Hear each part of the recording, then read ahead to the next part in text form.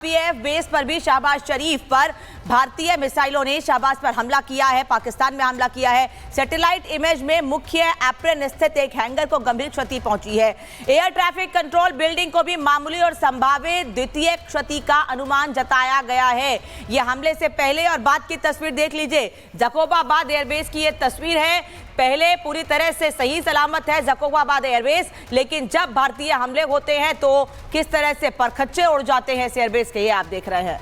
चलिए अनामिका जो सबूत बता रही है, अगला सबूत मैं आपको बताता हूं। यहां देखिए जकोबाबाद एयरबेस की तस्वीरें हैं और हमले से पहले, जो हम बराबर कह रहे हैं कि हमले से पहले की स्थिति देखिए, हरा भरा इलाका और जहां इन्हें अटैक करना था वो स्ट्रक्चर यहां गायब हो जाता है। मतलब कि हमले के बाद जो है स्थितियां बदल जाती हैं और यहां पर आप देख रहे हैं कि इसमें यहां पर जो डैमेज जो हुआ है उसे सेना ने दिखाया कि हम किस मकसद से हमने वहां पर अटैक किया, विध्वंस किया और विध्वंस के बाद हमने उनके किस बेस को, किस बिल्डिंग को, कौन से स्ट्रक्चर को हमने बर्बाद किया है और किस तरीके से उनके रूफ डैमेज किए हैं। ये सारी चीजें लिखकर, मोटे अक्षरों में लिखकर बताई गई हैं और सेना ने सबूत दिया। ये पाकिस्तान की प्रेस कॉन्फ्रेंस नहीं थी बल्कि भारतीय सेना के पराक्रम का एक नजारा था जिसमें उन्होंने पूरे सबूत दिए, डिटेल में दिए, ताकि इस पर कोई सवाल ना हो। अनामिका आपके पास आते हैं।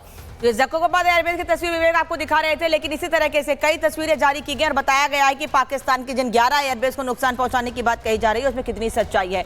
पाकिस्तानी सेना की ओर से भले ही झूठ फैलाया जा रहा हो, प्रोपेगेंडा फैलाया जा रहा हो, लेकिन भारतीय सेना सबूत के साथ बात कर रही है। भारतीय सेना यह बता रही है कि कहां कहां पर पाकिस्तान को नुकसान हुआ है और कुल 11 एयरबेस के साथ साथ कई आतंकी ठिकानों को भी ध्वस्त कर दिया गया है।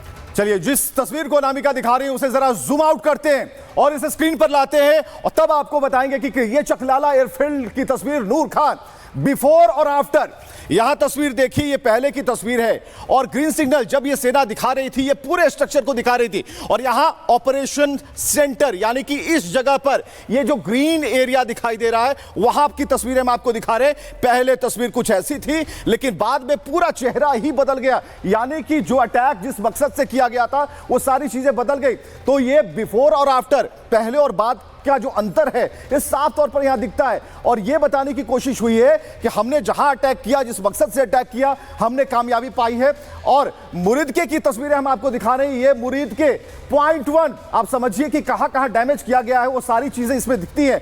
पॉइंट 4 कुल मिलाकर सेना ने हर वो सबूत रखा है। पॉइंट 3 यानी कि आफ्टर अटैक की जो तस्वीरें हैं ये बता रही हैं मुरीदके में कि यहां पर सेना चाहती थी कि किस तरीके से एक भारी नुकसान पाकिस्तान को उठाना पड़े, तो हर उस एयरबेस को निशाना बनाया गया और कुल मिलाकर जो तस्वीरें आ रही हैं उन्हें नंबर्स में पॉइंट 1, पॉइंट 2, पॉइंट 3, पॉइंट 4 इस तरीके से उन्होंने स्क्रीन पर लाकर दिखाया। ये तस्वीरें पूरी दुनिया देख रही है। इसके बाद अगली तस्वीर हम आपको दिखाते हैं। मुरीदके के बाद अगली तस्वीर बहावलपुर की तस्वीरें हैं और यह तस्वीर देखिए जिसमें आपको समझ में आएगा बिफोर अटैक और आफ्टर अटैक, यानी कि पहले और बाद की तस्वीर। और एक बिल्कुल इन बड़ी तस्वीरों में एक बड़ा अंतर दिखता है। एक बड़े धमाके के बाद चीजें बदल जाती हैं, तस्वीर बदल जाती है और इन धमाकों के बाद हम बिल्कुल पूरी तरीके से, मजबूत तरीके से कह सकते हैं कि हमने कामयाबी पाई है और हमारे पास पूरे प्रूफ है, पूरे सबूत है। और सबसे बड़ी बात कि जब कोई भी बैठक होती है तो पाकिस्तान उससे बचता है, लेकिन तस्वीरों के साथ भारत के सेना विशेषज्ञ जो होते हैं, सचिव होते हैं, वो बैठते हैं, इन पेपर्स को लेकर बैठते हैं। चलिए अनामिका के पास चलते हैं। तो जिन जिन पॉइंट्स को टारगेट करना था उन पॉइंट्स पर हमले किए गए हैं भारतीय सेना की ओर से। 1, 2, 3, 4 पॉइंट्स बताए गए हैं। हर एक पॉइंट पर टारगेट पर हमला किया गया और सटीक निशाना बैठा है। पाकिस्तान के कब्जे वाले कश्मीर की धरती पर मौजूद आतंकियों के ट्रेनिंग कैंप पर भी हमला किया गया है। सेना ने पाकिस्तानी सेना की शह पर चल रहे कैंप्स को तबाह कर दिया है और उसकी तस्वीरें भी सामने आई हैं। एक दो नहीं बल्कि कई सबूत भारतीय सेना की ओर से जारी किए गए हैं और यह बताया गया है कि पाकिस्तानी सेना की शह पर जो आतंकी कैंप्स चल रहे थे, जिन आतंकियों को पाकिस्तानी सेना ट्रेनिंग दे रही थी, उन आतंकी ठिकानों को पहले बार बार कह रहे हैं कि पहले ना ही हमने पाकिस्तानी सेना के ठिकानों को टारगेट किया, ना ही आम लोगों को, और अभी भी आम लोगों को टारगेट नहीं किया गया है। बाद में पाकिस्तानी सेना के ठिकानों को टारगेट किया गया और कैंप्स पर तब, आतंकी कैंप्स पर तो पहले, लेकिन सेना के ठिकानों पर तब जब हमारे सैन्य ठिकानों पर हमले की कोशिश की गई है। भारत की मिसाइल पाकिस्तान के रावलपिंडी तक पहुंची तो पाकिस्तान के हाथ पांव फूल गए हैं। अभी तो भारत ने एक एक एक कर पाकिस्तान के 11 एयरबेस तबाह किए हैं और अलग अलग निशाना पाकिस्तान का न्यूक्लियर कमांड सेंटर था। पाकिस्तान समझ गया अगर ये हमला हुआ तो दुनिया के नक्शे से पाकिस्तान मिट जाएगा और इसीलिए पाकिस्तान सीजफायर के लिए घुटनों पर आ गया।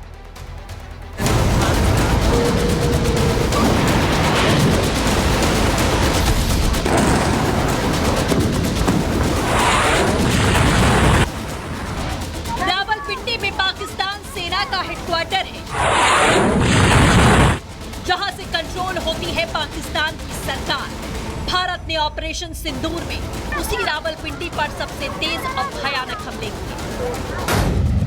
रावलपिंडी में नूर खान एयरबेस है, जहां पाकिस्तान की वायुसेना अपने फाइटर जेट्स में ईंधन भरती है, विमानों की मरम्मत होती है। यहां से पाकिस्तान के वीवीआईपी नेता विदेशी दौरे के लिए रवाना होते हैं।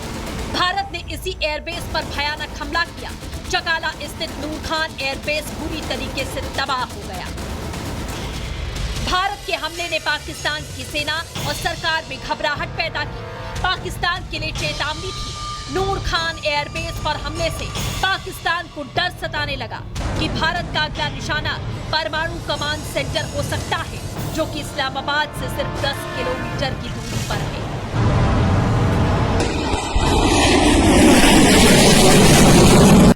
पाकिस्तानी हुकूमत के चेहरों पर खौफ पसर गया।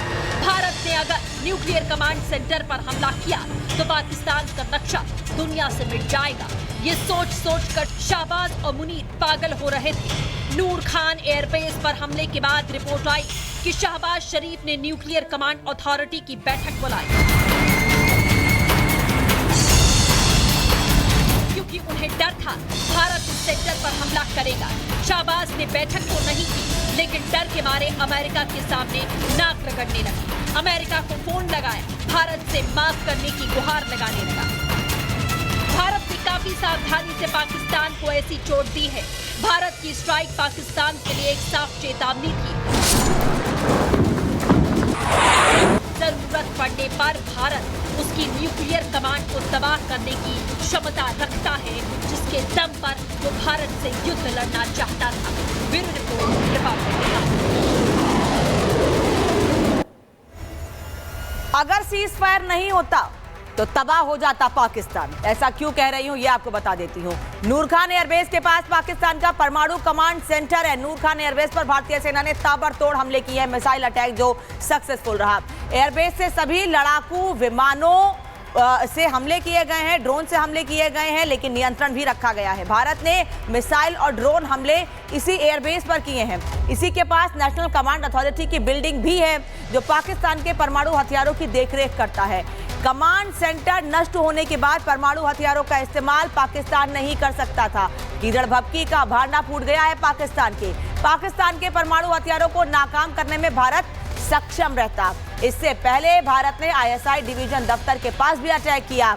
ऑपरेशन सिंदूर से पाकिस्तान को सख्त चेतावनी दी गई है। पाक सैन्य ठिकाने भारतीय मिसाइलों की जद में हैं, ये साफ कर दिया गया है। नूर खान एयरबेस के पास जिन परमाणु हथियारों के दम पर पाकिस्तान उछलता है, भारत को गिरड़ भपकी देता है, उसी के बिल्कुल बगल में नूर खान एयरबेस को तबाह कर दिया। और भारत चाहता तो न्यूक्लियर पावर जिस पर पाकिस्तान उछलता है उसको भी खत्म कर सकता था, लेकिन सीज फायर हो गया, पाकिस्तान बच गया।